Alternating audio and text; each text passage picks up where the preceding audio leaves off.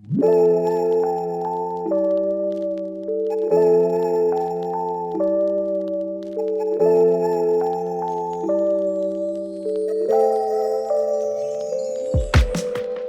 in today's House of Visionaries series, we're going to be covering sustainable hiring, and I've got with me some friends, and Aaron, we're friends as well. I hope so. But we've got Rob, managing partner of our clean tech practice. We've got Lauren, managing partner of our deep tech practice, and we've got Aaron, who's heads up all things talent at Vertical Aerospace. And we want to talk about sustainable hiring because it's been a crazy couple of years for the TA community. We saw things go pretty wild. The world got really, really hot. And then we saw things get pretty unsustainable. So the market had a bit of a crash, we say, a little bit of a crash. And we've now been in this sort of great TA depression that we've seen now for 2023, but hopefully more optimistic things to come in 2024. But yeah, we're gonna break down sustainable hiring, have a chat through our experiences, what we've seen. But the aim of today's session is to basically think about how we can build our functions in the future, learn from what we've seen, and hopefully we'll run through some graphs and some methodology that might help people do that. Who wants to kick us off? Who wants to talk about their experiences over the last couple of years? Anyone want to go first? I'll kick it off. So I think clean tech in general has been quite stable. It's been quite a stable kind of practice. I think some of the verticals have been absolutely flying. The carbon capture and the fusion kind of areas of the world. EV automotive has been a little bit up and down, but obviously we're seeing the maturity of the sector. We're seeing the charging businesses coming in. A lot of things from China are coming over here now, and a lot of those businesses are kind of growing up. And then we have some bad news stories of people that have got to the kind of stage where they've almost hit that kind of like enterprise kind of standard, and they're now starting to really creep with funding. But in the main, it's been quite a stable sector. Numbers have been pretty stable. Yeah, I think clean tech definitely hasn't seen the turbulent environment that we've seen across, say, like clean tech or biotech or some of the enterprise environment. So it's been pretty good. Yeah, there's been quite a few like sprints as well. You obviously got companies that go into market. They've built the product, they've developed it, they tested it, and now obviously the investors want it to go to market and need to sell some of these vehicles. So yeah, there's been a lot of those kind of sprints, those kind of short term, 50, 60, 70 hires quickly, sort of in and out, sort of talent partners in, deployed within a week, and yeah, we'll go. Which I suppose is a sustainable way of hiring, right? So it is, yeah. Kind of a team bursts in, delivers it, and then that team burst out again is, I suppose, quite a sustainable way of doing things. Yeah, because you're only paying for it when you need it. You haven't got all those people sitting around when maybe the rec load drops down a bit. Yeah. Okay, cool. It's been a good time for clean tech. I feel like as well though, clean tech is now probably in a position where tech in general was maybe a few years ago. So where this year we've seen, tech's, where do I begin? Tech's been mental. Do you want some swear words to define that? I've heard you say a lot worse than mental. It's been mental. It's been mental. It's been fucked. Let's be honest. No, I've had like lots of old colleagues and friends go into like big tech, so places like Meta and Google and Amazon, and I've never seen anything like it. Like in the last 15 years that I've been working in tech recruitment, I've never seen it like this before. And I know from a personal perspective, as we've been hiring, so say 6 to 12 months ago, we were also competing against like big tech for talent partners ourselves. And I suppose you'll obviously have more of an insight in terms of like Facebook and Meta with colleagues and things, but for us, it felt like we were competing against them, and it was really hard to, try and attract people to come and work for us when it seemed like salaries were just unsustainable and being driven up and up and up and up. And then every other tech company was then also competing with the likes of Facebook. So that was really, really tough. But I suppose the saddest thing, I think, for me, there was probably about 15 colleagues or ex-colleagues that went there. To see them all made redundant this year, it's like heartbreaking. So yeah, it's been fucked in tech in general. Tech's been really tough. And I don't think anyone would have predicted that either. Tech was almost bulletproof, right? Like the FANGs and the big tech was, I would have thought, pretty bulletproof. But yeah, it's been interesting. What have you seen, Aaron? What's it been? What's the ride been like for you for the last 2 or 3 years? Yeah, I mean, it's definitely been a ride. That is the correct word.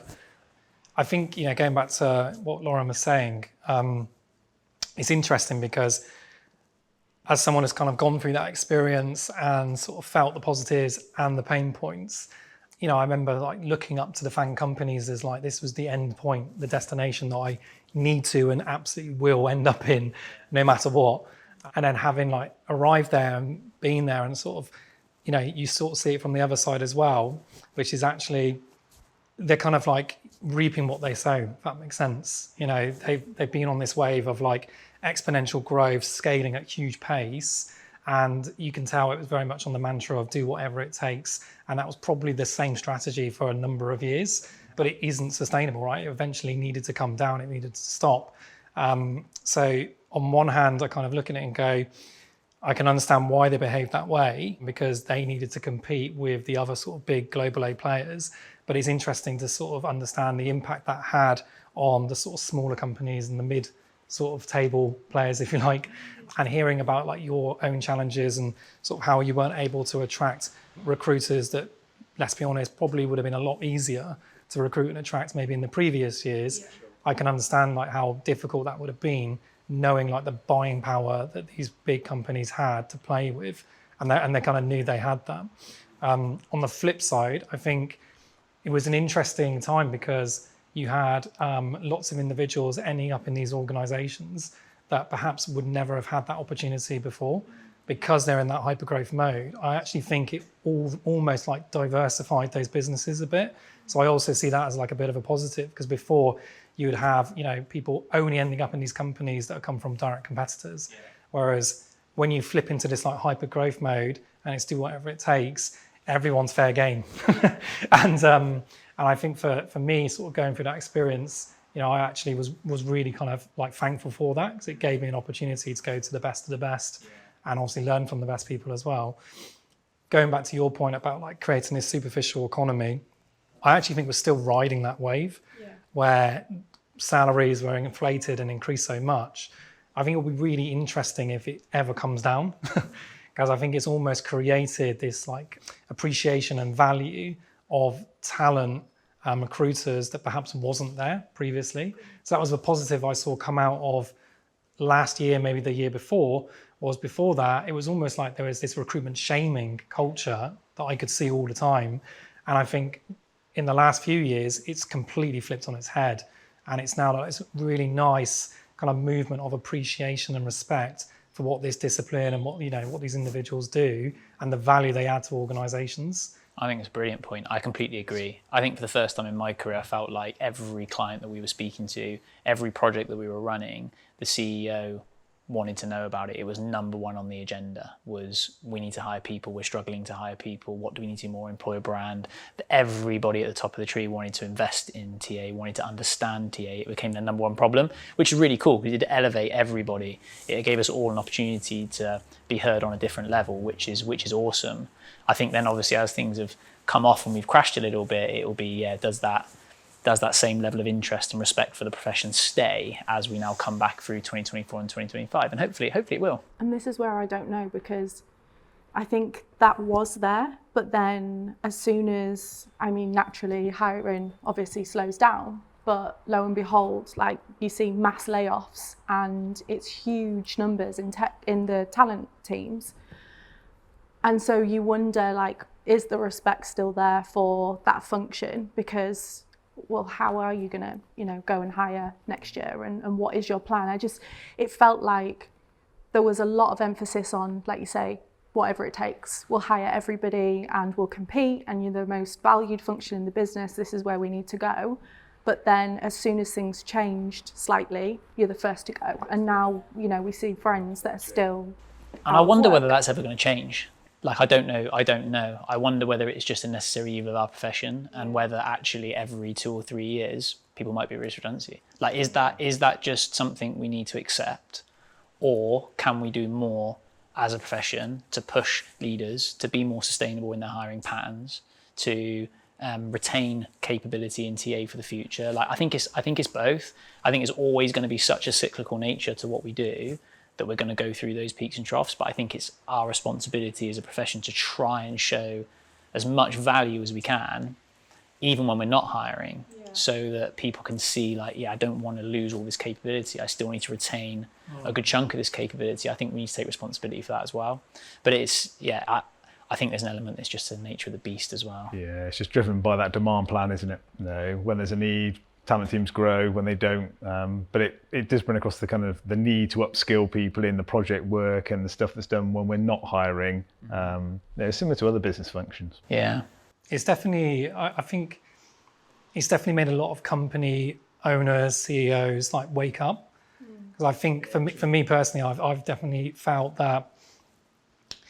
If you're telling me we're a talent-led business, then I think it's empowered TA leaders to have, the ability to push back and say, prove it. Yeah, exactly. And I think we've now got, a really rich piece of history, which everyone felt some form of pain in within this profession. We're now kind of like armed to be able to go in and have those conversations. Yeah. And off the back of it, I've started to see some real good positive signs that businesses are taking things like workforce planning much more seriously. And the fact that, workforce planning is now, instead of like, we just need to hire 100 people or 150 people, we're now actually, seat at the table was always there, but we now have a seat at the table where we're able to operate more as a strategic partner. Whereas I think before we had a seat at the table, but it was more transactional, say you do kind of thing. Yeah. Whereas now I think we're able to influence those discussions a lot more, given the history we have to sort of leverage and sort of anchor to. And I've seen some really positive signs come out of this. Again, speaking from my own experiences, I've seen, business leaders really kind of embrace and understand the importance of having like sustainable hiring and sustainable culture. I've often heard like this new phrase where, you've got chief people officers or people who are like running the people organization that are openly saying now to CEOs, you need to start thinking of your currency as skills. So within your organization, if you're not thinking that way, then you're not going to succeed. And I think that's like this next trend that's going to come, is that we're going to go from, kind of being talent first to like skills first. And it's how organizations like adopt to that sort of new mentality and thinking. Yeah. And I think sustainable hiring has got like a real important part to play in that. Understanding how you hire on skills. I think that's a really interesting model. I think for engineering and clean tech, it's really interesting where the IP is so sensitive and so important. And when they're doing novel things around R&D and doing things that no one else is doing, vertical aerospace, the stuff we do in fusion, areas like that, it's the skills, and retaining that IP is where the value is, whether that's patent value or just skills value for funding, next round, stuff like that. So I think that's a really interesting concept. So on sustainable hiring, we've got like a bit of a graph that we'll kind of draw out, and be really interested to hear your guys' thought on kind of how we can use different models and graphs to maybe push back into this space. I think it's our responsibility as a profession to kind of like to demonstrate that capability, to push into those spaces and show leaders like what we are capable of, how we can help, rather than relying on kind of a good market or a bad market. We've got to push up into that space and show people the value that we can add. So I'll draw through a bit of graph and we can see what people think. Cool. So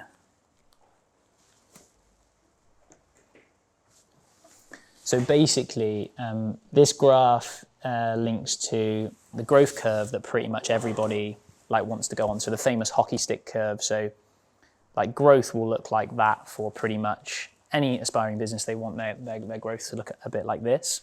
But what we've seen historically is like when people are in growth mode, they're hiring every single business function on this curve.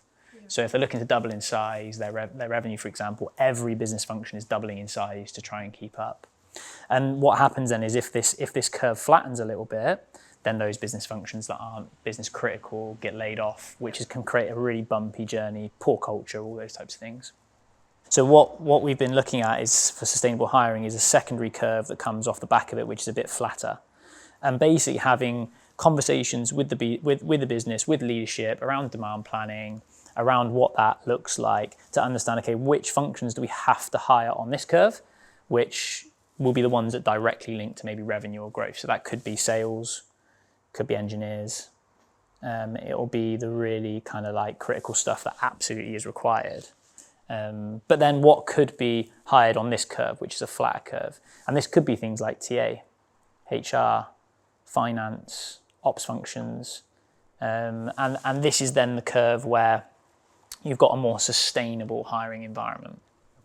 And then the conversations you're having with leadership is to kind of say, okay, which business functions sit in which area, and then we can set our headcount based on that.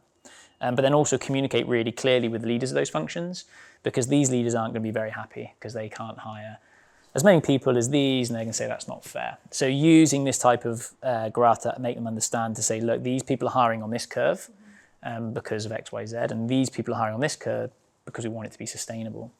But then setting these people a challenge.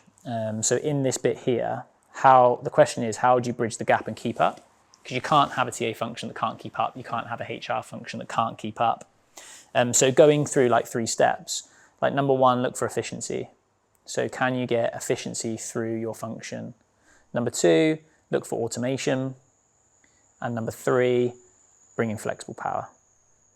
So these functions, the conversation with them is like, look, before you go hiring on this aggressive curve, have we found all the efficiencies that we can in the function? Yeah. Have we automated through technology as much as we can? And have you looked at any flexible options to bring some power in to help you through this period?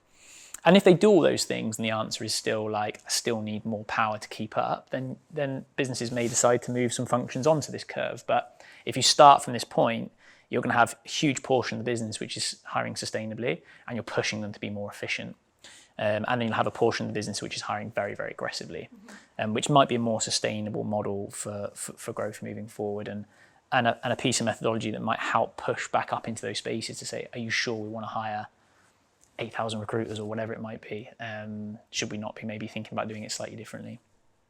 What do you guys think about like sustainable hiring in that way? And I suppose, like, what have you guys seen? And maybe Aaron, what have you seen on the inside? Like, how easy is it to have those conversations with leaders, do you think? Or how often do you think conversations are happening around like pushing back on the demand plan maybe and saying like, okay, is this volume actually what we need? Have we thought about hiring people in different way on different curves in different environments? What have you seen? Yeah, I mean, I think I've experienced both sides of it. So I've been in some places where they don't do it at all. And it's very much like what you were saying earlier about, everyone's on the same curve, this is the finish line, everyone's running towards the same thing. And like I say, it's not sustainable. And sooner or later, you're going to feel the pain of those decisions. I've also worked in some places where they've really embraced like this workforce planning culture, and they kind of look at it through these 3 lenses. So they look at it through the lens of, okay, what are we going to buy? And what are we going to build? And then what are we going to borrow? And I think for me, from my own experiences, that seems to be the right path to go through. I think if you're on that path and you're kind of looking at it through those lenses, then already you've taken the first step to becoming more sustainable in terms of how you approach the challenge of equipping and building your workforce. And if we're going to go into those kind of topics just a little bit more, so what I mean by buy is, who are you going to recruit, right? Who are we going to go through sort of normal recruiting methods, practices, and we're going to bring those people into our organisation. That obviously has a cost attached to it. And most of the times that ends up being a cost that ends up going like this. So it's not something that can be applied to everything. Historically, I think people would have applied that to everything, and certainly business leaders have made those mistakes. And we've obviously mentioned some of those mistakes in the last few years. The build one, I think, is going to be really important for a lot of companies now going forward, especially as there's now a pressure on businesses to ensure that they've got modern and current workforce in place that is able to, upskill very, very quickly. A lot of the skills that we're recruiting for, in some cases, don't actually exist in large, dense pools. So you're kind of forced to be in a place where you have to build it. Yeah. You have to invest and you have to develop that in terms of like your own homegrown talent. Although it sounds like the obvious choice, that's often actually one of the hardest kind of discussions and arguments to win, because unfortunately to achieve that, it takes time. And always the answer is, no, it has to be now. Yeah. So I think there's more to be done on equipping, people like me, heads of TA leaders, to be able to handle those discussions and not flex and bend on that. Because if you bend on that, you failed straight away. So I think that's really, really key and important as we go into this next period of significant change with artificial intelligence, new technologies. We're already in a place where, the labour market is underskilled and we need to reskill super fast. So I think the build bit is going to be really key. The third one, borrow. I think this can work when you are a business that has some really good strategic partnerships, where you work with other companies that have a workforce with similar or same capabilities to what you have.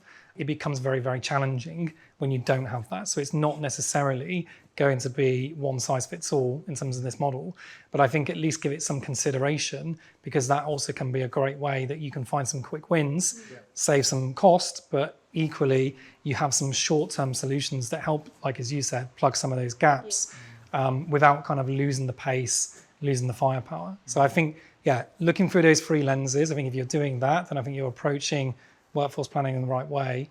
And I think you'll start to be able to see some of the benefits of closing those gaps that you've just mentioned.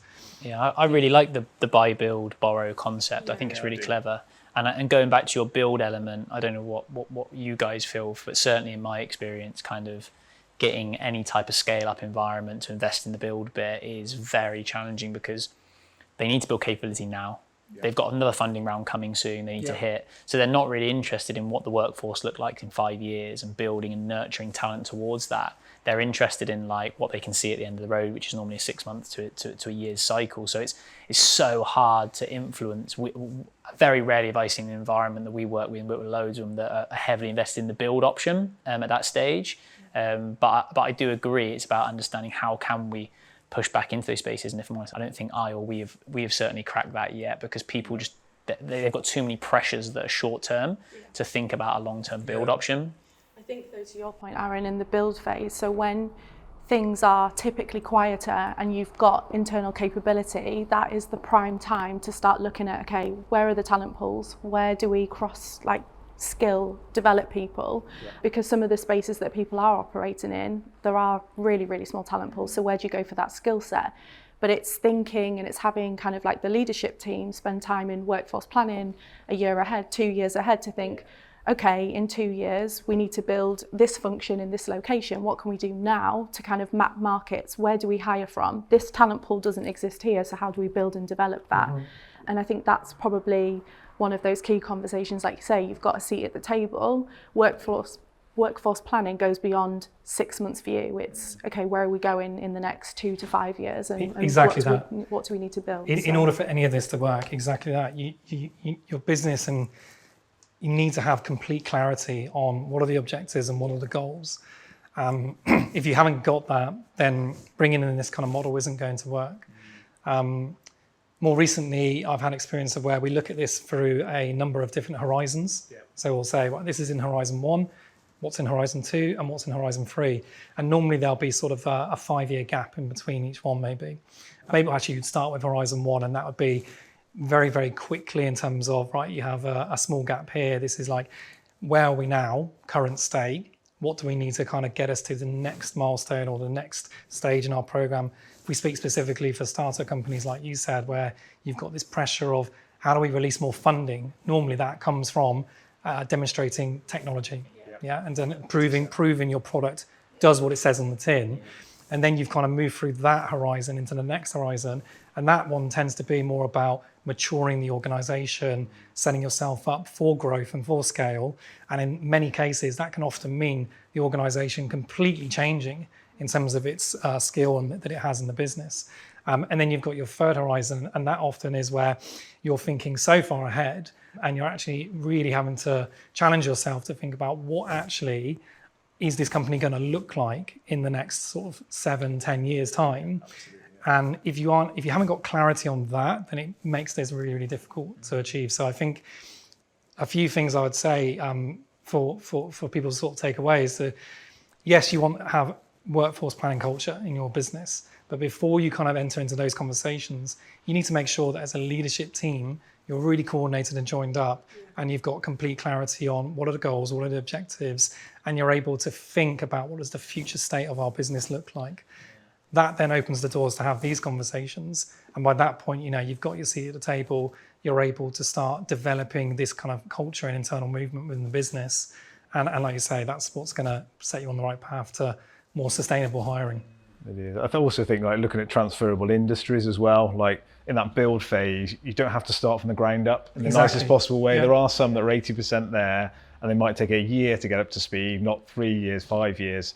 So there are some industries that you can nick from in the nicest possible way. Yeah, I know that was a conversation that we had recently with a quantum business, and typically they hire out of academia, same as Fusion. Yeah. But actually where they've got to is a position that if everybody's from academia, how do they take something to commercialization? So it's how do we then hire maybe product people from, let's say, product-led businesses where they're very familiar with how you take a product to launch and commercialize. So I definitely agree with that approach. I think that's a really, really some of those technologies haven't been changed for 100 years. So there is nobody out there to do it. Yeah. So it's kind of like, you've got to look at those kind of fast-paced industries, people that think on their feet. And that's where sometimes the deep tech world crosses over into clean tech. Yeah, definitely. I think it's really interesting, and where the conversation's gone, which I wasn't necessarily expecting, but I love that concept around aligning workforce planning with long-term business goals. Like if you're going to build a workforce plan over time, you need to know exactly where the business is going. And when we talk about House of Visionaries and how do we think differently and think bigger in the TA space, I think leaning on that space, and before you're going to build a workforce plan over 1, 2, 5, 10 years, have we got real clarity from leadership on where the business wants to go over that period? And then we can map a workforce plan against that. And you would hope that people would have that visibility, but not always, right? And I think as leaders, we need to really push into that space to understand that journey and then map it through. I think it's super interesting stuff. So as from like a TA perspective, so we talk about how to build a TA, like a sustainable TA org. So we've seen some that haven't been sustainable, and it's been a really tough period. Like, how could we build a more sustainable TA org? We talk about this graph, which I'd be really interested to hear some of your guys' thoughts on. We have a really like volatile demand cycle in TA. Whether you look at that on a quarterly basis or an annual basis, the demand will normally go up and down, up and down, up and down. Could be higher than 100 one quarter, 50 the next quarter, 0 the next quarter, 100 the next quarter. And what we talk about is basically building your TA function just below the bottom of the curve. So if you fix your internal TA function here and make sure that team is a really capable team. So people that are working on workforce planning, people that work on employer brand, EVP, stakeholder engagement, training the hiring managers, and making sure that this team is like super capable, like the best out there. But what also it means is every time you hit the bottom of the trough, you don't have to really let this team go. So this team is a consistent forever. So they're brand advocates, they stay in control, and you should never have that like, I need to let my whole TA function go, or big chunks of my TA function go. So that consistency in the strategy that they're working on, that 1-year plan, that 3-year plan, that 7-year plan, they can keep working towards that. They don't have to stop it completely and then a new team come in and start it all over again. But then the challenge then people say is, well, how do you then bridge this gap? And that then goes back to those things that we've discussed earlier around, well, you're going to need to look at efficiencies, automation, and flexible power. So have I looked for efficiencies and automation? Yes. I still haven't got enough power. Well, there's lots of options. You could use an RPO, you could use an agency, you could use contractors, you could use a awesome embedded talent consultancy like us. But you can find ways to build that flexible power through the model, and kind of starting with that as a sustainable model for your TA function, building from that. And over time, you may creep this line up, right? You may creep it up a little bit because that's the right thing to do, but thinking about, I'm now going to build my function in 2024. How do I build it the right way that gives me longevity in terms of the strategy that I want to roll through over time? And I've seen lots more of this. So lots of the partners that we've started working with recently, obviously won't talk about them in detail, but a lot of their TA leaders were probably casualties of what we've seen in big tech. And they're kind of saying, I don't really want to go and build an internal TA function of up here, knowing that at some point over the next year or 2 years, I might have to do the same thing again. I want to try and build some more flexibility into the model. And that probably is a more sustainable way of procuring a TA function than building or putting your TA function up at this line, which is what we saw historically. Everyone built their TA functions up to the top of the demand curve. Yep. So as soon as it dropped, they had to let people go. Yeah. It also means that, the bottom line there, they get better and better And they actually, as the time goes on, you don't see those fluctuations in the market where people jump every couple of years because they've hit a bit of a bump. Like you get people then almost going back to the golden age of recruitment where people stay like 5-10 year stints. And these people will be brilliant, right? By the end of it, they'll be ready to step up to a head of talent somewhere else. Yeah. And they would have seen those cycles as well, those peaks and troughs in hiring. But it also then means that you avoid those overinflated, false sort of situations where, again, salaries are just driving up. It keeps things relatively consistent as well. 100%. Yeah. All right, guys. I thought that was good. Thanks, everyone. It was good to catch up. So sustainable hiring, I think lots to take away there and think about. And hopefully, certainly from what I've witnessed, I think people are thinking much more about this in 2024. But let's wait and see how it plays out. Awesome. Cheers, guys. Brilliant. Thank you.